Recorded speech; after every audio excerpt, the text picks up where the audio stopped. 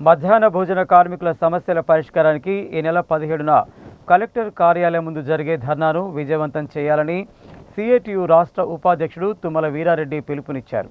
కార్మికులు అప్పులు చేసి వంటలు చేస్తున్నారని అన్నారు. తెలంగాణ మధ్యాహ్న భోజన పథకం కార్మికుల 48 గంటల ధర్నా పిలుపులో భాగంగా సోమవారం జిల్లా విద్యాశాఖ అధికారి కార్యాలయం ముందు ధర్నా నిర్వహించారు. ఈ ధర్నాకు ముఖ్య అతిథిగా విచ్చేసిన సిఐటియు రాష్ట్ర ఉపాధ్యక్షుడు తుమ్మల వీరారెడ్డి మాట్లాడుతూ, రాష్ట్ర వ్యాప్తంగా మధ్యాహ్న భోజన కార్మికులకు ఇచ్చే గౌరవ వేతనం, విద్యార్థులకు ఇచ్చే మెనూ ఛార్జీలు, గుడ్లు బిల్లులు నెలల తరబడి రాకపోవడంతో అనేక ఇబ్బందులకు గురవుతున్నామని అన్నారు. అప్పులు చేసి ప్రభుత్వానికి ఎదురు పెట్టుబడి పెట్టి వంట చేసి పెడుతున్నామని అన్నారు. దీంతో కార్మికులు అప్పులపాలవుతున్నారని, అప్పులకు వడ్డీలు కట్టలేక అవమానాలు భరిస్తూ అర్ధాకలితో అలమటిస్తున్నారని ఆవేదన వ్యక్తం చేశారు. గతంలో చేసిన వాటికి బిల్లులు రాక ఇబ్బందులు పడుతుంటే కొత్తగా రాగిజావ పోయాలని, వారంలో 3 గుడ్లు పెట్టాలని, పాఠశాలల్లో ప్రధానోపాధ్యాయులు ఒత్తిడి చేస్తున్నారని, బిల్లుల విడుదల చేయకుండా వంట చేయటం ఎలా సాధ్యమవుతుందని ప్రభుత్వాన్ని ప్రశ్నించారు. వెంటనే ప్రభుత్వం జోక్యం చేసుకుని కార్మికుల పెండింగ్ బిల్లులను, వేతనాలను చెల్లించాలని, వారిని ఆదుకోవాలని కోరారు. పెరిగిన వేతనం కొన్ని నెలల్లోనే కొన్ని మండలాల్లో మాత్రమే ఇస్తున్నారని, అది కూడా నెల సక్రమంగా ఇవ్వటం లేదని అన్నారు. ఈ కార్యక్రమంలో తెలంగాణ మధ్యాహ్న భోజన పథకం జిల్లా కార్యదర్శి పోలే సత్యనారాయణ, సిఐటియు జిల్లా నాయకులు అద్దంకి నరసింహ, ఔట రవీందర్, వరికుప్పల ముత్యాలు, యూనియన్ జిల్లా అధ్యక్షులు ఎస్కే కరీమున్నీసా, జిల్లా ఉపాధ్యక్షులు పానుగంటి లక్ష్మమ్మ, చింతా సంగీత, జిల్లా సహాయ కార్యదర్శి అల్లి అనురాధ, మేడి హంస, జిల్లా నాయకులు వట్టికోట అంజమ్మ, మంగ, దమయంతి, మాచర్ల యాదమ్మ, వెంకటమ్మ, ఇందిర, పుష్పలత, బత్తిని సునీత, పాటి కృష్ణమ్మ, విజయ, శ్రీలత, నిర్మల, గణేష్, సైదమ్మ, కొండ రాములమ్మ తదితరులు పాల్గొన్నారు.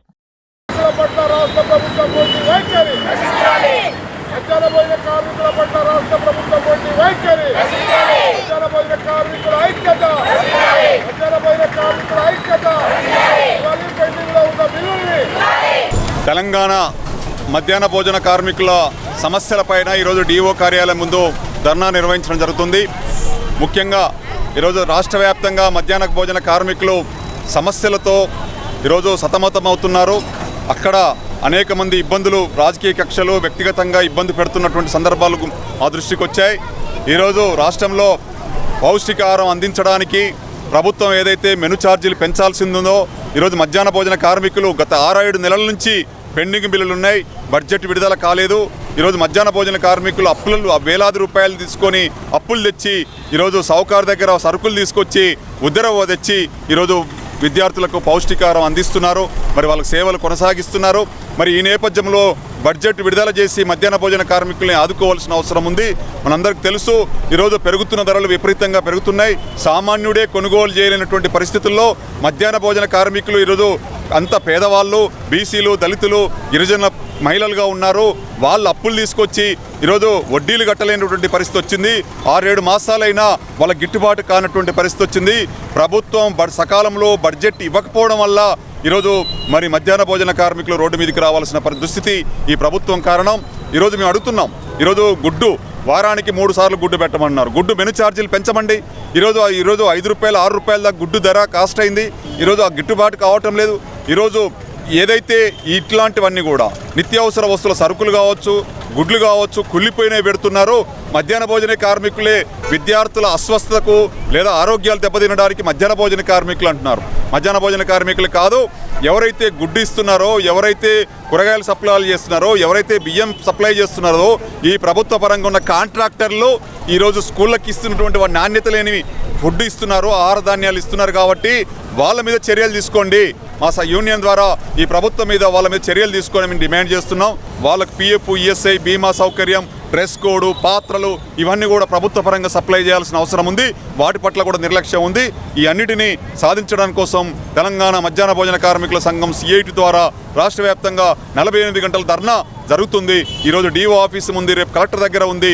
ఈ ధర్నాలు కూడా పెద్ద సంఖ్యలో పాల్గొని పెద్ద సంఖ్యలో ప్రభుత్వం మీద ఒత్తిడి తీసుకొచ్చేందుకు సిద్ధం కావాలని చెప్పేసి నేను తెలియజేస్తా ఉన్నాను. ఈరోజు తెలంగాణ మధ్యాహ్న భోజనం రాష్ట్ర కమిటీ పిలుపులో భాగంగా డిఓ ఆఫీస్ ముందు, రేపు కలెక్టర్ కార్యాలయం ముందు 48 గంటల నిరసన కార్యక్రమం నిర్వహిస్తూ ఉన్నాము. దీనికి ముఖ్య కారణము ప్రభుత్వము సుమారుగా 3 నెలలు 4 నెలలు 5 నెలల నుంచి పెండింగ్ బిల్లులు ఉన్నాయి. ఈ పెండింగ్ బిల్లులు ఉండడం వలన కార్మికులకు సకాలంలో బిల్లులు రాక ప్రభుత్వానికి ఎదురు పెట్టుబడి పెట్టి తెచ్చిపెట్టలేని పరిస్థితి. దుకాణాలలో పోయినప్పుడు వాళ్ళని చూడగానే ముఖం మీదనే షట్టర్ మూసేసుకునే పరిస్థితి ఎదురవుతూ ఉంది.